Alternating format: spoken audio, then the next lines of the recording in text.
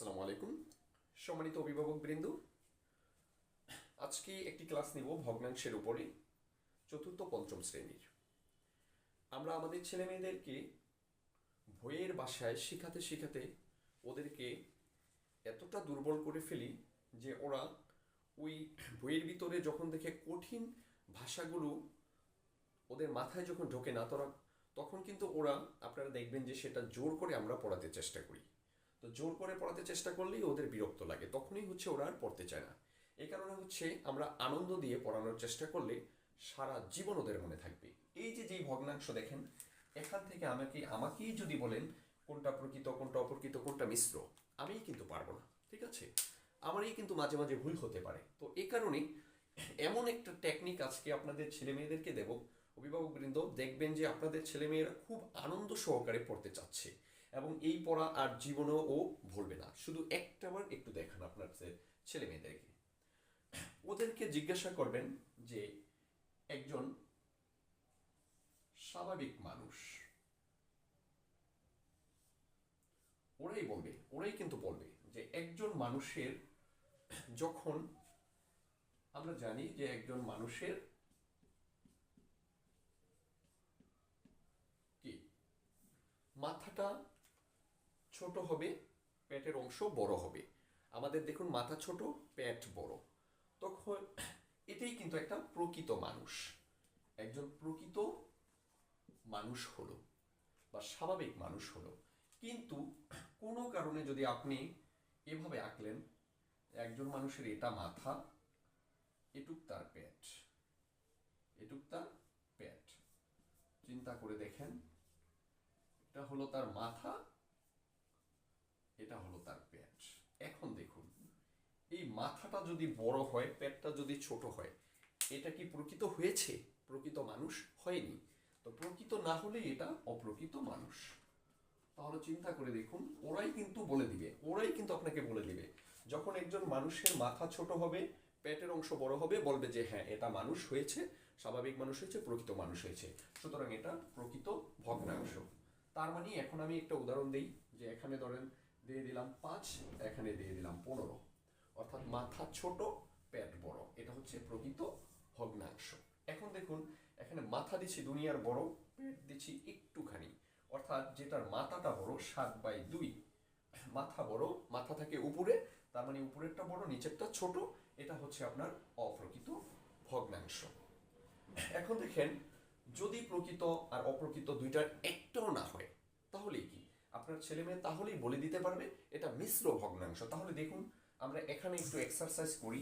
মাথা বড়, পেট ছোট, এই যে মাথা বড়, পেট ছোট, মাথা বড়, এই যে দেখুন, এটা হলো কি মাথাটা উপরের অংশ বড়, তার মানে এই যে মাথা বড়, পেটের অংশ 3 ছোট, তখনও বলে দিবে মাথা বড়, পেট ছোট, সুতরাং এটা হচ্ছে অপ্রকৃত ভগ্নাংশ। এটা দেখুন, এটা মাথা এবং পেট, তার সাথে আরো একটা কিছু আছে, ও বলবে যে এটা প্রকৃত না, অপ্রকৃত না, সুতরাং এটা মিশ্র, ও বলে দিতে পারবে। এখন দেখুন, এখানে দেখুন, মাথাটা হইল ছোট, পেটটা হইল বড়, তার মানে মাথাটা এতটুকু, পেটটা এত বড়, এটা স্বাভাবিক, প্রকৃত, তার মানে এটা প্রকৃত ভগ্নাংশ, ও বলতে পারবে। ঠিক আছে, এখন মিশ্র ভগ্নাংশটা শিখি, যে এক সমস্তর সাথে প্রকৃত ভগ্নাংশ, এক সমস্ত প্লাস হচ্ছে প্রকৃত ভগ্নাংশ, এটা হলেই সেটা হচ্ছে মিশ্র। আর একটু দুষ্টামির ছলে পড়াতে পারেন, পোলাপান তো অনেক, এখন সবাই একটু আপডেট, 3-4 এর ছেলে মেয়েরা, ওরা এটা অন্তত দেখেছে যে টিকটকে একটা মেয়ে নৃত্য করে বলেছিল, ভগ্নাংশ 3 প্রকার, 3 প্রকার, 3 প্রকার, প্রকৃত, অপ্রকৃত, মিশ্র। ঠিক আছে, তার মানে ওরা কিন্তু বলতে পারবে যে ভগ্নাংশ 3 প্রকার। এখন আপনি এভাবে সুন্দর করে বুঝবেন যে মাথা ছোট, পেট বড়, এটা স্বাভাবিক মানুষ, সুতরাং এটা প্রকৃত, এটা প্রকৃত মানুষ। আর কখনোই স্বাভাবিক বা প্রকৃত মানুষের মাথা এত বড় হয় না, পেট এতটুকু হয় না। ঠিক আছে, তাহলে এটা অপ্রকৃত। এখন এখান থেকে আমাদের ধরে নিতে হবে, যেহেতু মাথা উপরে থাকে, তাহলে উপরেরটা যদি বড় হয়, নিচেরটা ছোট হয়, সেটা হচ্ছে আপনার অপ্রকৃত। এই যে উপরেরটা বড়, নিচেরটা ছোট, অপ্রকৃত। উপরেরটা ছোট, নিচেরটা বড়, এটা হলো প্রকৃত। ওকে, এখন ওদেরকে একটা প্রশ্ন করতেই পারেন যে উপরে লব থাকে না হর থাকে, ওরা 100 বার বললে 200 বার মনে করেন যে উল্টায় ফেলবে, একবার বলবে লব উপরে, একবার বলবে হর উপরে। তো এটা মনে রাখারও একটা সহজ টেকনিকটা হচ্ছে আপনারা যখন বাসায় দুধ জাল দিবেন, জাল দেওয়ার পরে ওদেরকে দেখাবেন যে এই যে হরটা, দুধের উপরে যে মোটা হর, আমরা স্থানীয় ভাষায় বলি হর, যেটাকে স্বর বলে, এই হরটা জাল দেওয়ার পরে কোথায়? এই হরটা, দুধের হর থাকে উপরে, তাহলে দুধের হর থাকে উপরে, অঙ্কের হর থাকে নিচে, অঙ্কের হর থাকে নিচে। তাহলে ওরা টাস করে বলে ফেলতে পারবে এখানে এটা হর, এটা হর, এটা হর। তার মানে যার উপরে একটা লব, এটা লব, এটা লব, ওকে। তাহলে যার লব বড় হর ছোট, লব বড় হর ছোট, সেটা হচ্ছে অপ্রকৃত, এবং লব ছোট সেটা হচ্ছে প্রকৃত, ওকে। এভাবে যদি আপনাদের ছেলে মেয়েদেরকে শিখান, দেখবেন ওরা জীবনেও কোনোদিন এই প্রকৃত অপ্রকৃত ভুলবে না। শুধু একবার এই জিনিসটা ওদেরকে একটু বোঝান, সুন্দর করে ভিডিওটা দেখান, না দেখে যদি না বুঝে আপনি একবার দেখে সুন্দর করে একে ওকে বোঝান, দেখবেন যে আর জীবনেও কোনোদিন এই ভগ্নাংশ বলবে না।